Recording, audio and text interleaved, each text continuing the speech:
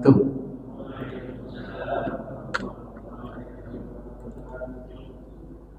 Alhamdulillah hamdan na'imin asyhadu an la ilaha illallah rabbul arsyil azim wa asyhadu anna muhammadar rasulullah sayyidul mursalin Allahumma salli ala habibina syafi'ina muhammadin wa ala alihi wa sahbihi ajma'in amma ba'd. Bapak Ibu yang dirahmati Allah Subhanahu wa taala, mari sama-sama kita mensyukuri segala nikmat yang Allah berikan kepada kita, serta berselawat dan salam atas Nabi kita Muhammad SAW. Mudah-mudahan dengan rasa syukur yang kita miliki, kita ditinggikan derajatnya, dikumpulkan bersama orang-orang soleh, dan dengan salawat yang banyak kita sebut, mudah-mudahan kita dikumpulkan bersama Nabi dan diberikan syafaat oleh Nabi kita Muhammad SAW. Ma'asyiral muslimin, bapak-bapak jamaah salat maghrib yang dirahmati Allah. Hari ini kita membahas tentang kurban, karena insya Allah sebentar lagi kita akan melaksanakan ibadah Idul Adha. Id artinya kembali, Adha berasal dari kata duha, sebenarnya waktu duha. Adha artinya menyembelih, udhiyah binatang sembelihan, dan penyembelihan itu dilakukan waktu duha, khususnya biasanya setelah sholat Idul Adha. Bagaimana kalau kita melakukan sembelihan sebelum Idul Adha, sebelum sholat? Kalau sholat Idul Adhanya jam 10, jam 11, maka boleh, karena jam 8 sudah masuk duha. Jadi tidak tergantung kepada Idul Adhanya sholatnya, begitu kata ulama Syafi'iyah, tapi tergantung kepada waktunya, tanggal 10 Zulhijjah, tanggal 11, 12, 13. Jadi ada 4 hari untuk sembelih itu. Dan sebagian ulama tidak membolehkan kita menyimpan daging kurban sampai berbulan-bulan. Ya, harus dihabiskan. Utamanya dihabiskan selama 4 hari itu. Kalau lebih bagi sama yang belum dapat. Dimakruhkan oleh ulama karena Nabi SAW tidak menganjurkannya, tidak menyukai daging kurban itu disimpan berlama-lama. Kalau disimpan berlama-lama berarti kita kan termasuk orang yang berlebih, gitu ya. Maka dari sisi syariat, kurban itu harus kita pilih yang bagus, ya, 1 tahun lebih kalau kambing. Kalau bisa sudah patah giginya, berganti giginya, karena sebagian ulama menyebut ganti gigi ini termasuk bahagian dari tanda, kalau manusia tanda baligh namanya, gitu ya. Dan kalau dia sudah 2 tahun, ya lebih boleh lagi. Jadi harus dewasa, tidak boleh yang tidak dewasa. Kambingnya juga tidak boleh yang tidak boleh yang cacat. Ya. Termasuk kalau Imam Syafi'i, semua cacat yang menyebabkan berkurangnya dagingnya. Ya. Kalau sakit-sakit dikit tidak masalah, misalnya gatal kepalanya. Tapi kalau cacat, pincang, kurus, menyebabkan dagingnya terkuras, nah itu tidak dibolehkan berkurban binatang yang itu. Kenapa begitu? Tentu nanti ada rahasianya. Nanti kita jelaskan dari sisi spiritualnya. Dari sisi fikihnya, sederhananya begitu. Ya. Kurban itu sebenarnya asal katanya dari kata koroba. Koroba itu artinya dekat. Jadi kurban itu secara umum adalah ibadah untuk mendekatkan diri kepada Allah Subhanahu wa taala. Memang seluruh ibadah ini sebagaimana kita bahas sebelumnya, ciri-ciri ibadah itu diterima Allah taala itu salah satunya adalah mampu memunculkan rasa dekat dalam hati. Kalau rasa dekat kita kepada Allah tidak muncul, itu pertanda ibadah makhluk kita tidak diterima atau tidak benar, ya. Karena secara tidak sadar bisa kita katakan ulama itu sepakat sebenarnya fungsi ibadah makhluk itu adalah taqarrub ilallah, untuk mendekatkan diri kepada Allah. Maka itu diulang-ulang, mari kita dekatkan diri kepada Allah dengan amalan ini dan amalan itu. Nah, bagaimana kita bisa mendekatkan diri dengan Allah sementara kita sendiri merasa tidak dekat sama Allah, sejauh. Nah, itu pertanda ibadah kita ditolak, tidak diterima, tidak benar. Ya. Hatta kepada ibadah kurban ini begitu, untuk mendekatkan diri. Kurban ini sebenarnya sudah ada sejak zaman Nabi Adam. Ya, itu dilanggengkan Quran ketika Qabil dan Kabil mereka berkurban. Anak Adam itu walaupun dua, satu namanya si Qabil. Walaupun si Qabil namanya, Qabil itu kan artinya menerima, diterima, makbul. Qabil menerima, qawala menerima. Bisa juga nanti Qabbal artinya beda lagi, ya. Qawala menerima, makmul diterima. Nah, si Qabil ini walaupun namanya Qabil tapi kurbannya tidak diterima. Kenapa tidak diterima? Karena dia berisi ketidakikhlasan, kedengkian, keirian. Tidak berasal dari hati yang takwa.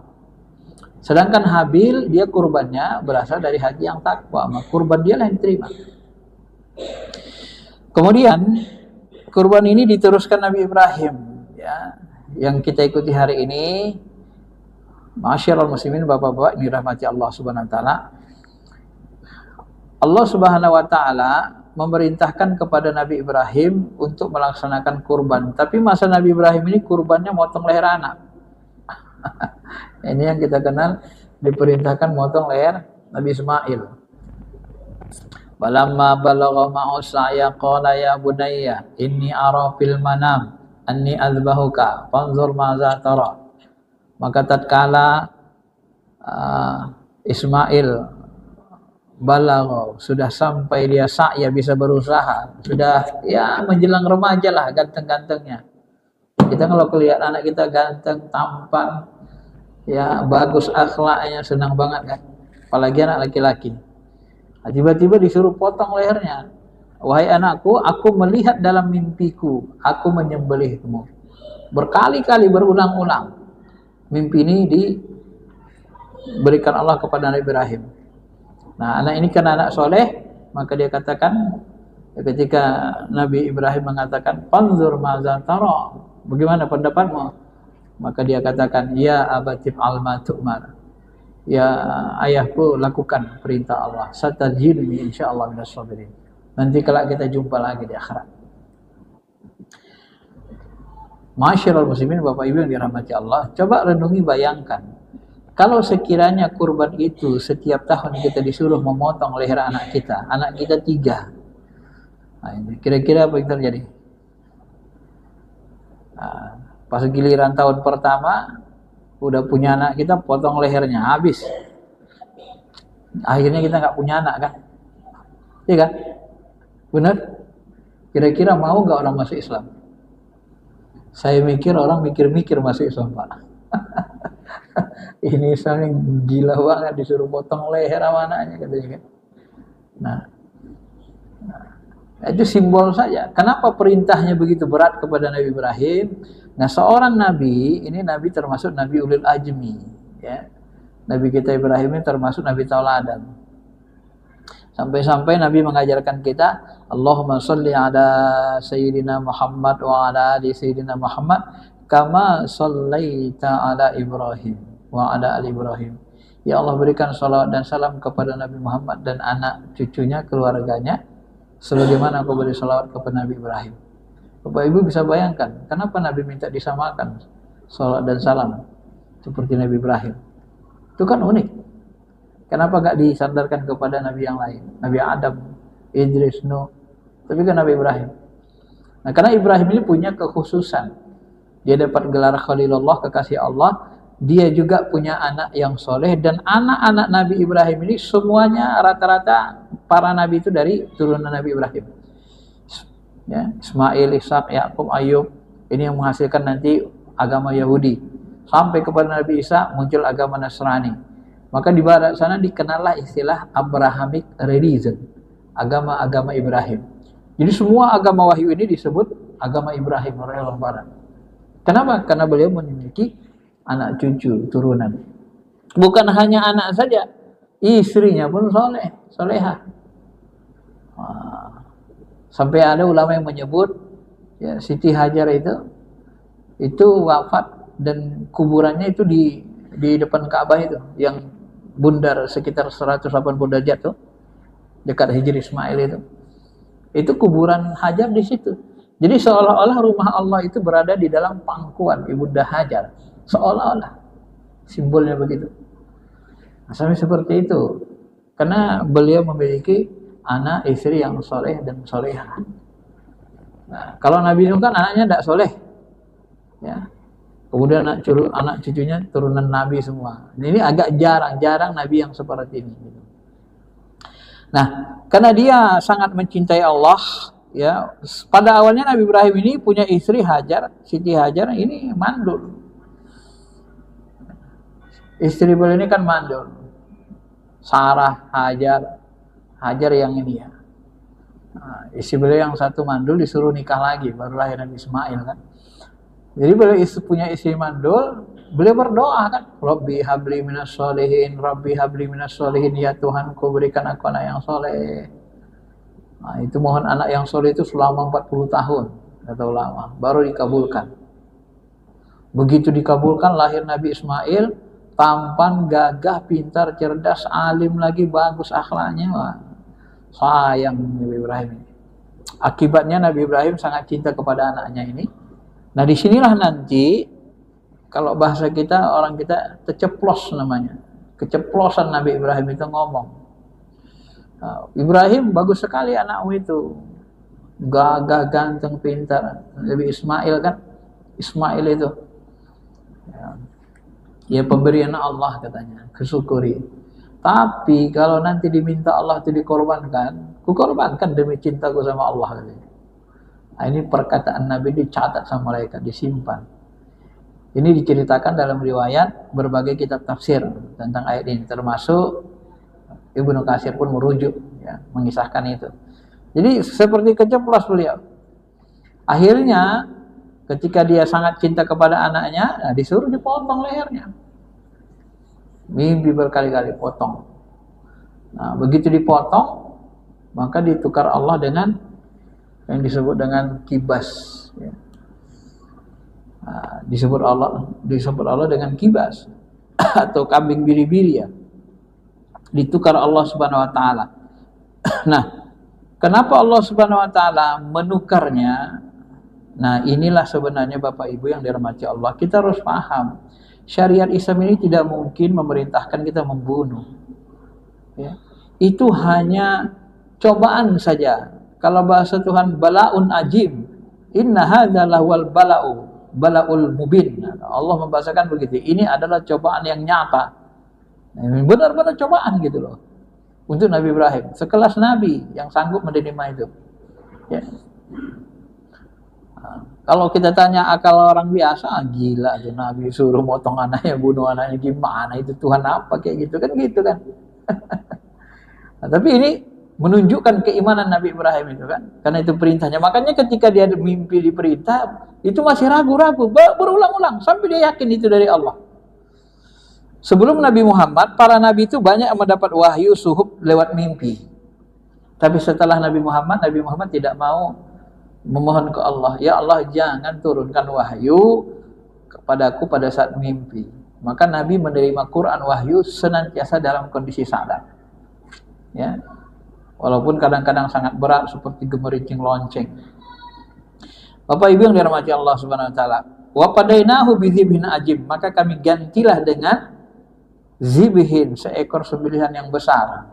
Nah, diganti oleh Jibril karena itu hanya tes uji coba saja, menunjukkan keimanan, menunjukkan kecintaan Nabi Ibrahim. Nah, kenapa ini diuji? Tentu di balik tabir ini, perintah ini ada sesuatu yang besar sebenarnya. Kalau kita pahami dari kisahnya, Allah Subhanahu wa taala itu sebenarnya tidak suka kalau Nabi Ibrahim itu mencintai sesuatu selain Allah lebih dari dirinya gitu. Nah, karena cintanya sudah mulai berkembang semakin kuat mendalam, maka apa yang terjadi? Nabi Ibrahim pun diperintahkan untuk itu. Jadi akibatnya kita pahami sebenarnya Allah ini, kalau bahasa Tuhan kan, bahasa Quran itu kan, Allah tidak menciptakan dua hati dalam satu jantung. Artinya dalam satu hati itu tidak ada dua cinta, tidak boleh. Ya, Allah tidak menciptakan dalam hati kita ada dua cinta. Maka ketika Nabi Ibrahim sudah tumbuh rasa cintanya, maka Allah ingin dihapuskan, dihilangkan, dihabisi kecintaan itu. Harus buktikan, harus Allah lebih dicintai. Maka itu Nabi Ibrahim sukses, ya. Nabi Ibrahim sukses dan menjadi tauladan dan contoh bagi kita semua. Bapak Ibu yang dirahmati Allah Subhanahu wa taala. Nah, dari sinilah kita paham bahwa sesungguhnya Nabi Ibrahim itu wajar mendapat derajat Khalilullah, kekasih Allah. Ada perbedaan sebagian ulama, ada mengatakan Khalil lebih tinggi dari Habib, ada yang mengatakan Habib lebih tinggi, tapi mayoritas menyebut Habibullah, gelar Nabi kita Muhammad SAW, itu lebih tinggi dari Khalil. Khalil itu sebenarnya kekasih, teman akrab, teman setia, teman dialog. Masing-masing Nabi ini kan punya gelar. Kalau Musa Kalimullah, dia Allah. Kalau Isa Ruhullah, Ruh Allah, nggak ada ayahnya. Isa Ruhullah, gitu kan? Termasuk Nabi Ibrahim ini Khalilullah, Nabi kita Muhammad SAW Habibullah, gelar-gelar para Nabi. Nah, jadi kecintaan itulah yang mau dihilangkan. Salah satu mangkunna fihi wajada halawatal iman. Ada 3 yang kalau kamu bisa memilikinya baru kamu merasa iman itu benar-benar nikmat, kata Nabi kita SAW. Apa itu? Ayyakun Allah wa rasuluh ahabba ilaihi mimma suwahuma. Kalau kamu sudah masuk ke makom cinta, mencintai Allah dan Rasulnya lebih dari segalanya, baru kamu halawah, baru kamu merasakan nikmat iman. Makanya di dalam spiritual Islam, ilmu tasawuf, ilmu tarikat, itu yang dikejar itu, Pak. Munculnya rasa dekat, habis muncul rasa dekat, muncul rasa cinta. Ini kita sudah kejar sih. Maka ibadah kita ini nanti mengarah ke sana semua. Maka muncullah definisi. Sebenarnya ulama ini, kalau kita perhatikan seperti Mutaimiyah, ulama besar ini, ibadah itu mereka anggap adalah ketundukan, kepatuhan yang disertai rasa cinta. Ya. Jadi ibadah itu ketaatan yang disertai rasa cinta kepada Allah. Nah, itu definisi ibadah. Ibnu Taimiyah membuat definisi seperti itu. Ada unsur cintanya. Ya. Ada unsur cintanya di situ. Karena kalau orang tidak cinta, dia cenderung tidak mau beribadah, durhaka. Walaupun sudah kenal Allah, walaupun ma'rifat. Contohnya siapa? Iblis. Iblis kenal Allah, Pak. Iblis itu kalau menurut ilmu kita, Iblis itu tidak mau syirik, dia tidak mau mensekutukan Tuhan. Karena dia sudah kenal Allah, nggak bisa lagi dia mensekutukan Tuhan. Udah kenal dia sama Allah. Cuma bandelnya aja bawaannya. Nggak mau dia taat, durhaka. Kenapa? Karena ma'rifatnya tidak diiringi, tidak melalui rasa cinta, tidak menghasilkan. Itu berarti ma'rifatnya tidak sempurna. Ya.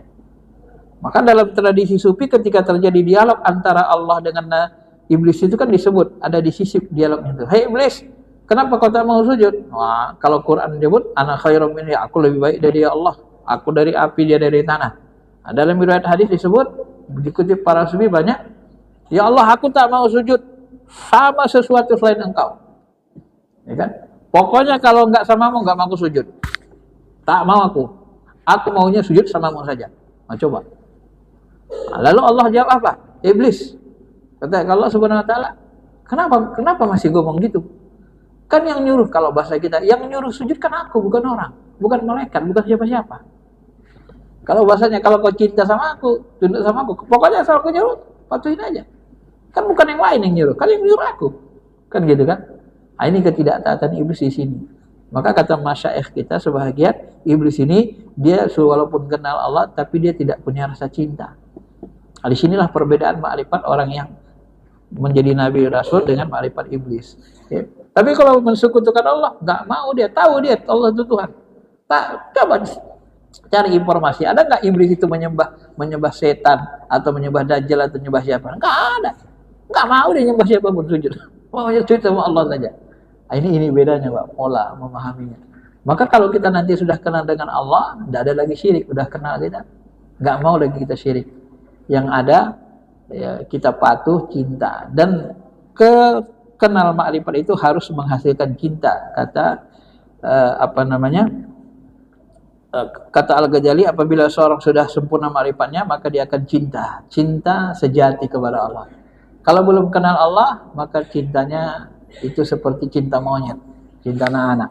Ya, ma'asyiral muslimin, bapak-bapak yang dirahmati Allah. Nah, jadi perintah untuk menyembelih Ismail ini intinya salah satu adalah menyembelih rasa cinta tadi. Allah tak mau diduakan. Dan disinilah makanya rasa cinta itulah yang menyebabkan kita halawah, merasa nikmat punya Tuhan. Kenapa Imam Syafi'i mengatakan, ya belajarlah tasawuf supaya kalian merasakan nikmat ibadah. Ya salah satu itu. Karena di dalam tasawuf ini kita diajari beribadah dengan memunculkan rasa dekat. Diajari bagaimana ibadah kita itu memunculkan rasa cinta. Karena memang itu Pak. Nah, maka puncak dari nanti belajar tasawuf itu ujungnya nanti cinta, rindu, syauq, baru mana. Seperti yang kita jelaskan kemarin. Itu yang disebutkan hadis kursi kan. Takarrub dengan amalan fardu, muncul rasa dekat. Kemudian takarrub dengan amalan sunnah, muncul cinta, hatta uhibba. Setelah cinta baru kujadikan dia memandang dengan mataku, ini fana. Ya, fana fi sifat, fana fi asma, fana fi af'al. Sehingga kita merasa bahwa yang membuat kita mendengar adalah Allah, yang membuat kita berbicara, yang menggerakkan tangan kita adalah Allah Subhanahu wa taala. Ma'asyiral muslimin, jamaah yang dirahmati Allah Subhanahu wa taala. Nah, ini yang pertama. Jadi memunculkan menghindari kecintaan selain Allah. Kemudian dalam surah Al-Hajj ayat 37 disebut Allah begini, la yanalallaha luhumuha wala dima'uha walakin yanaluhu taqwa minkum. Yang sampai kepada Allah itu bukan daging dan darahnya. Yang sampai kepada Allah itu takwa. Nah, coba perhatikan ayat ini. Dari sini nanti kita sudah mencoba masuk ke dunia tauhid. Yang sampai kepada Allah itu adalah takwa. Takwa itu letaknya di hati, itu rasa takwa. Takwa itu adalah imtisalul awamir, ketundukan kepatuhan. Ya. Ketundukan kita, kepatuhan kita kepada Allah, itu yang sampai, takwa. Takwa itu cenderung kepada ketaatan, ketundukan. Tunduk kita pada peraturan, perintah-perintah Allah. Imtisalul awamir, melaksanakan perintah, wajtinabun nawahi, menjauhi larangan. Itulah takwa. Definisinya itu yang disepakati ulama. Jadi yang sampai kepada Allah itu takwa. Kenapa tak sampai daging dan darahnya kepada Allah? Karena daging dan darah itu bukan makanan Tuhan gitu loh. Makanya kalau bahasa saya, dalam ilmu tauhid itu Allah itu tidak berfisik. Makanya dia tidak pandang fisik. Maka tidak sampai kepada dia daging darah itu. Bukan itu keinginan dia. Karena dia bukan Tuhan fisik. Maka di dalam ilmu tauhid kita tidak boleh memahami Allah itu berjisim namanya, berfisik. Itu aliran mujassimah itu. Maka dalam akidah Ahlussunnah wal Jamaah kita disuruh memahami sifat Allah itu bagaimana? Sifat Allah itu ma'ani dan maknawi. Sifatnya ma'ani, maknawi. Takwa itu maknawi. Ada ketundukan, kepatuhan. Ya. Bukan darah dan dagingnya sampai, tapi takwanya, maknawinya gitu. Itu yang sampai ke Allah Ta'ala. Nah, ini harus kita pahami. Selalu Allah menyebut begitu kan, innallaha la yanzuru ila suwarikum wala ila sabikum wala ila amwalikum. Jadi bukan fisik yang diperhatikan Allah, karena dia tidak membutuhkan fisik ya, karena dia tidak, kalau bahasa kita ya, kalau kita berfisik kita butuh pakaian, butuh emas. Allah tidak berfisik seperti makhluk, maka dia tidak butuh fisik.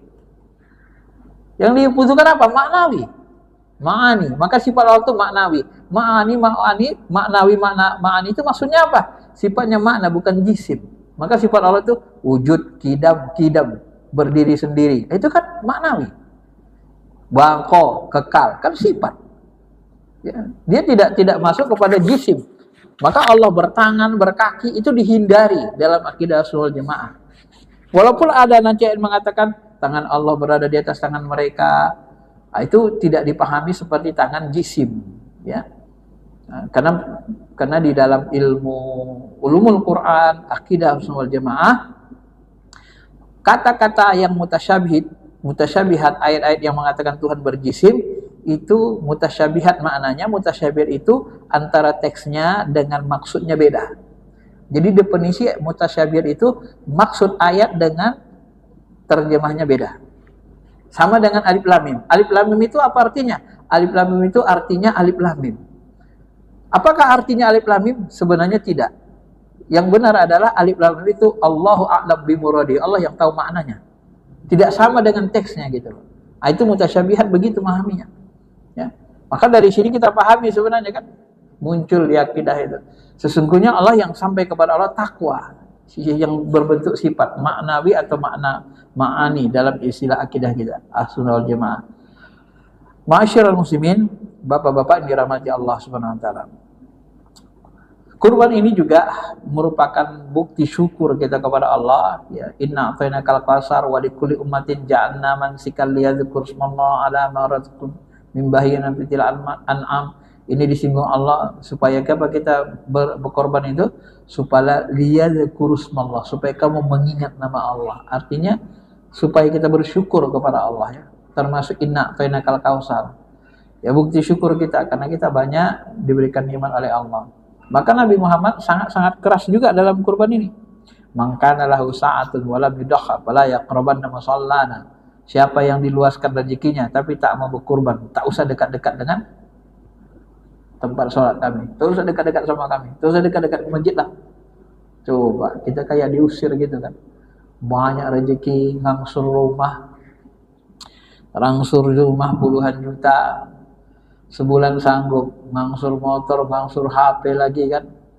Nah, giliran kurban gak sanggup. Padahal satu kambing. Nah, ini kan makanya Nabi SAW marah sekali sebenarnya Pak, ya. Nah, cuma begitupun dalam fikih Syafi'i disebut kurban itu wajib bagi Nabi SAW, bagi kalian disunnahkan. Jadi bagi orang mampu tentunya ini sangat ditekankan. Ya bisa saja kalau menurut kita lihat tekanan hadis ini, kalau kita anggap keras, bisa jadi bagi orang yang mampu itu jadi wajib kan. Cuma Nabi SAW tidak mau membebani kita terlalu banyak beban perintah wajib, sehingga Nabi katakan sunnal lakum, sunnatal lakum. Kurban itu sunnah bagi kalian dan wajib bagi diriku. Dalam Islam ini ada hal-hal yang diwajibkan bagi diri Nabi dan beliau mensunnahkan bagi kita. Seperti sholat witir, itu Nabi wajib, tak pernah ditinggal. Ya. Bagi kita sunnah, ya, termasuk sholat tahajud. Tahajud Nabi itu tidak pernah ditinggal, wajib bagi beliau. Sejak pertama kali Quran turun, itu beliau sudah mulai tahajud kan. Ya ayyuhal muddassir qum fa'anzir. Suruh sholat kan. Jadi sholat yang pertama muncul adalah sholat tahajud sebelum datang sholat lima waktu. Nabi tak pernah tinggalkan itu. Tapi bagi kita sunnah, nafilah. Ma'asyiral muslimin, Bapak Ibu yang dirahmati Allah. Kemudian kurban ini tentu mensucikan diri kita, menghapuskan dosa. Ya, ini diriwayatkan banyak hadis. Ketika Nabi mengatakan, Fatimah berdiri, coba lihat tuh sembelihanmu. Sesungguhnya dosamu diampuni pada saat awal tetesan darah itu. Menetes darahnya, diampuni dosa kita. Bahkan nanti di akhirat nanti binatang-binatang yang kita sembelih itu, ya, disebutkan Nabi SAW, ya nanti dia datang di hari akhirat, datang di hari kiamat. Ngapain dia datang? Nah, dengan tanduk-tanduknya, bulu-bulunya, kuku-kuku kakinya datang, ya, itu untuk menyelamatkan kita, menjadi tunggangan bahasanya.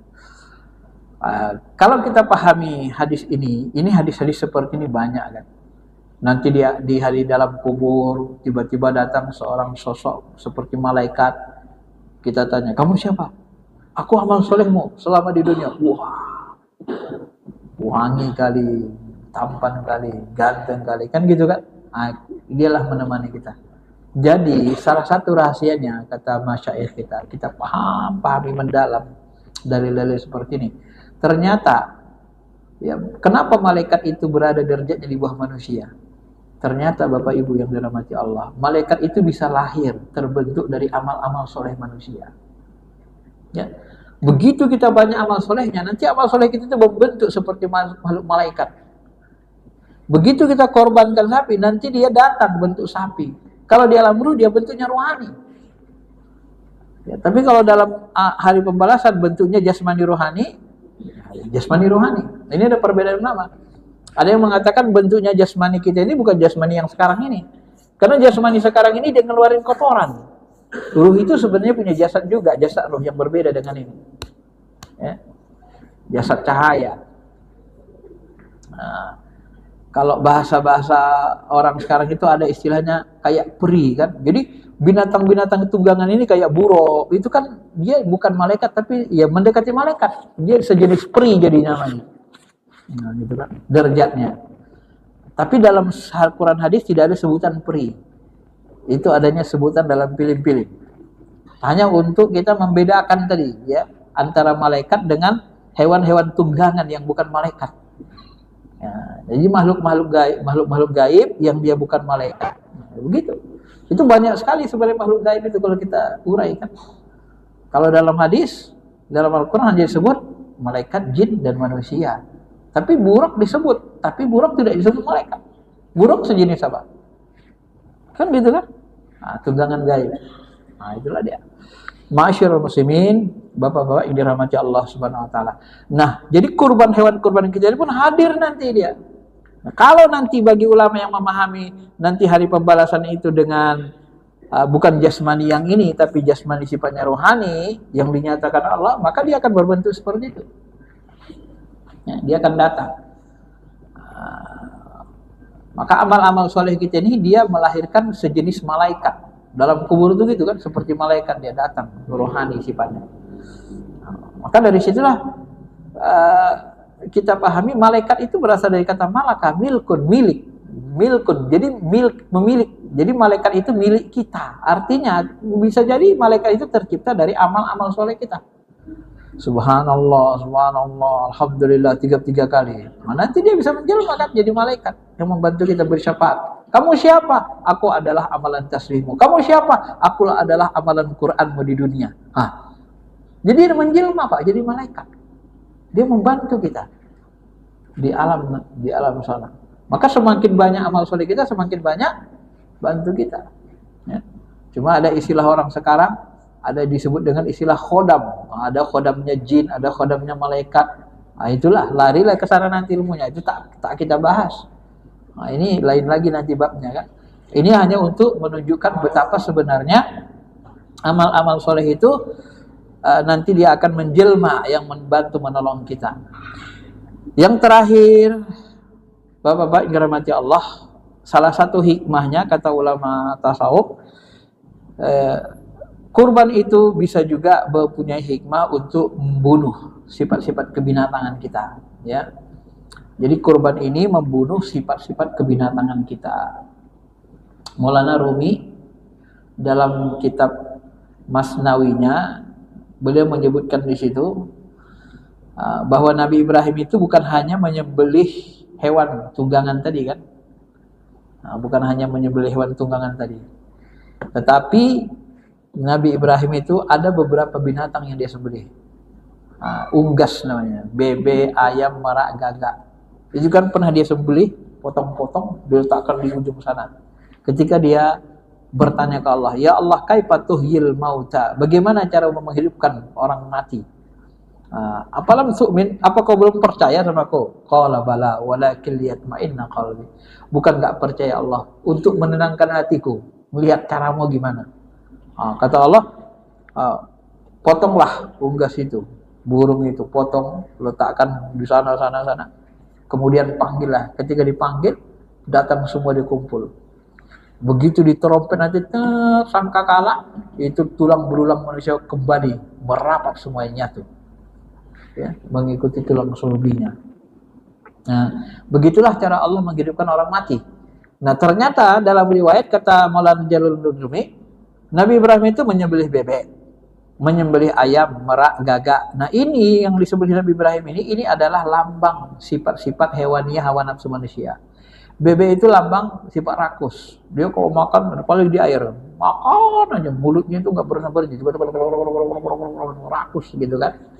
Nah, sifat bebek itu sembelih Nabi Ibrahim. Maka kita sembelih sifat kerakusan dalam diri kita, sifat-sifat kebinatangan. Ayam ini melambangkan hawa nafsu. Ya, ayam kalau jumpa ayam jantan betina, kan hawa nafsunya kencang banget. Maka ini melambangkan hawa nafsu. Merak, ini lambang kesombongan. Merak itu kalau sudah muncul dia merasa paling cantik, semuanya udah gak ada jelek semua kan. Masa dia paling indah, paling cantik, sombong. Gagak, gagak ini melambangkan keinginan itu yang berbuat buruk ya. Karena gagak ini suka makan bangkai apa semua dan seterusnya. Nah ini yang harus dihapus, sifat-sifat kebinatangan. Maka dari sini maknanya boleh jadi kita mohon ke Allah, ya Allah dengan kurban ini kurbankan karenamu ya Allah. Nah, hilangkanlah sifat-sifat kebinatanganku, hilangkanlah cintaanku kepada selain Engkau. Apa maksudnya? Jangan jadikan aku mencintai sesuatu yang lebih kucintai dari Engkau dan Rasulmu ya Allah. Gitu. Nah, boleh kita bermohon seperti itu. Ya. Jadi supaya diri kita lebih bersih. Kalau Syekh Abdul Qadir Jilani menyebut itu sifat kebinatangan manusia ini ada 12 dia minimal. Ya. Nah, inilah nanti yang kalau dalam buku-buku riwayat-riwayat neraka itu kan yang bergambar, kadang-kadang digambarkan itu orang yang masuk neraka itu ada wajahnya wajah harimau, ada wajah singa, gitu kan, ada yang macam-macam ya. Nah, yang dilihat Nabi SAW ketika Mi'raj itu. Nah, ini sifat kebinatangan manusia ini ada sifat binatang harimau, ini melambangkan sifat sombong. Singa, ini sombong dan ujub, suka membanggakan diri, ya namanya Raja Hutan kan. Ada sifat beruang, beruang ini memarah, mau marah aja, selalu ingin mengalahkan orang lain. Dia paling hebat, paling kuat. Pokoknya kalau ada yang lebih hebat dari dia, dihancurkannya gitu. Gak mau dia ada yang lebih hebat dari dia. Ini sifat beruang namanya. Ada sifat serigala, ini suka barang haram, yang subhat, yang haram, suka makan makanan haram, serigala kan, makan bangkai dan seterusnya.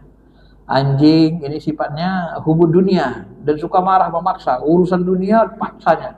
Nggak boleh nggak dapat dia, kalau nggak dapat dia marah dia. Nah ini sifat anjing, ya. Dia harus kalau udah nampak makanan harus dapat sama dia, nggak boleh paksa. Kalau nggak digigitnya kita nanti. Nah, ini sifat anjing. Sifat babi, kalau babi sifatnya dendam, iri, dengki, tamak, suka mengikuti syahwat. Kalau nyerodok, nyerodok aja semua kan, nggak peduli hal haram. Nah, ini sifat babi, ya, sifat dendam, iri, dengki, tamak. Kemudian sifat kelinci, ini suka berkilah. Ini budaya dalam urusan duniawi. Ada musang ini mirip kelinci. Ada alap-alap, ini suka curiga, bodoh, tamak. Ada ular, suka menyakiti orang lain, marah, riba. Ada sikat kalajengking, suka nakut-nakuti, adu domba. Ada tawon, suka menyakiti dengan kata-kata sindiran. Asik nyindir orang aja kerjanya. Kalau nggak nyindir orang, nggak sakit hati orang, nggak senang dia. Ini yang 12 ini bapak-bapak yang dirahmati Allah. Coba perhatikan di diri kita. Salah satunya ada yang dominan itu. Inilah yang dikaji nanti di dalam spiritual yang halus. Maka Imam Ja'far Shadiq dulu pernah saya ceritakan ketika dia berangkat ke Mekah dengan muridnya, tiba-tiba muridnya mengatakan, ya Syekh, betapa mulianya orang-orang yang umrah, yang haji ini ya. Labbaik Allahumma labbaik. Mereka tawa memuji Allah. Dengan apa? Maka Imam Ja'far Shadiq bilang, coba pejamkan matamu. Dipejamkannya matanya, dipegangnya keningnya, diusapnya. Nah, coba lihat lagi gitu. Begitu dilihatnya, ternyata tasbih itu adalah bentuk suara ngauman. Ada bentuk anjing serigala, ada bentuk bentuk ular. Tasbih. Jadi wajah ruhani manusia itu berubah kayak wajah binatang. Ada anjing, ada ular, ada. Itulah pertanda bahwa orang-orang Islam itu banyak yang sifat kebinatangannya masih menguasai, merajai dirinya. Jadi kalau dipandang secara rohani spiritual, dia masih bentuk binatang. Maka di dalam ilmu tasawuf tarikat nanti, kalau kita dinampakkan Allah dalam mimpi kita bahwa diri kita, wujud kita itu sudah manusia, itu baru bersih kita.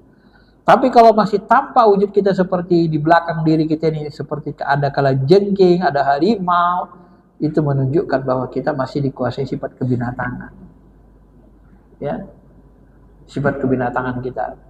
Maka nanti kalau diterus-teruskan kajinya ini, disinilah nanti ada orang mati, dia bentuknya ada siluman harimau, kayak singa, beruang. Itu bisa jadi adalah jin korinnya. Ya, sifat kebinatangannya jadi jin korin, bisa juga jiwanya, ruh paling luarnya itu. Belum bersih, belum tunduk. Jadi matinya seperti itu. Ya. Maka sebenarnya yang kata orang siluman-siluman itu rata-rata asalnya dari manusia, Pak. Dari mana kita tahu? Isyarat Quran ada. Kuniu qiraratan khosiin, jadilah kamu kera yang hina.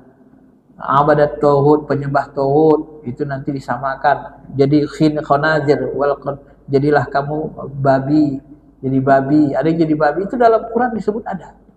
Ada yang jadi babi, ada yang jadi kera, macam-macam. Sifat kebinatangan itu. Ya.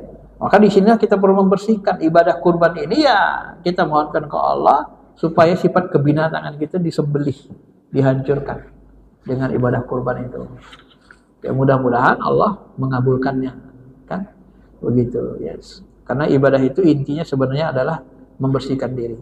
Coba cari amal ibadah yang tak menghapuskan dosa, tak bersihkan diri. Tidak ada. Sholat, membersihkan diri 5 kali sehari semalam seperti mandi di 5 kolam. Ya. Puasa, ghufirallahu ma taqaddama min dzambih, ngapusin dosa. Haji, seperti kharajat kabati umhi, seperti lahir. Kalau haji mabrur seperti baru lahir dari rahim ibunya. Zakat, khudz min amwalihim shadaqatan tutahhiruhum wa tuzakkihim biha, bersihin diri. Karena memang itu kuncinya begitu. Semua amal ibadah ini bersihin diri, bersihkan kita, Pak. Tidak ada yang tidak bersihkan. Kalau dia benar caranya, dia bersihkan qalbu. Wa nafsi wa ma sawwaha falhamaha fujuraha wa taqwaha qad aflaha man zakkaha. Beruntunglah orang mensucikan jiwanya. Jiwanya dari sifat kebinatangan, dari hawa nafsunya. Dibersihkan dengan apa? Dengan taat amal ibadah tadi. Termasuk dalam kurban ini. Untuk membersihkan jiwa kebinatangan kita. Baik, mudah-mudahan bisa dipahami. Ini saja. Ya. Alhamdulillah, Nabi kita, Nabi Ibrahim SAW ini termasuk orang yang sangat mulia. Kemuliaannya sangat besar. Kita disuruh mencontoh. Ya, ibadah kurban dan haji ini berasal dari keluarga beliau alaihi wassalatu wassalam. Beliau sangat mencintai Allah. Sampai-sampai Nabi menyuruh kita bersolawat seperti kepada Nabi Ibrahim dan keluarganya. Allahumma sholli ala Muhammad wa ala ali Muhammad kama shollaita ala Ibrahim wa ala ali Ibrahim fil alamin innaka Hamidum Majid. Saya kira itu saja yang saya sampaikan. Kalau ada yang mau tanya satu orang silakan. Waktunya masih ada 3 menit ya.